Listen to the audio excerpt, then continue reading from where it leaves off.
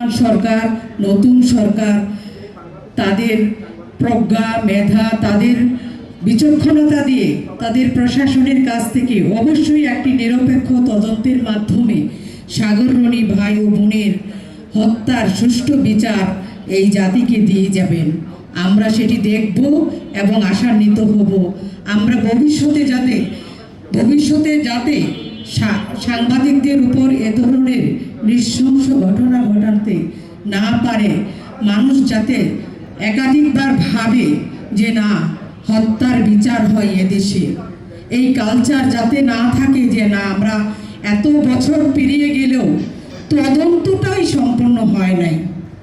আমি খুব আক্ষেপ করে কিছুদিন আগে আমাদের কমিটিতে বলতেছিলাম যে আশা করছি এই সরকার হবে, কিন্তু আমি যে মেসেজ পেয়েছি সেটি জাতির সামনে তুলে ধরার মতো না।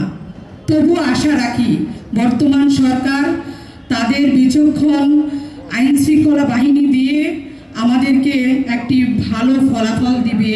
আমরা আমাদের ম্যাগকে অবশ্যই একটি আশার বাণী শোনাতে পারবো।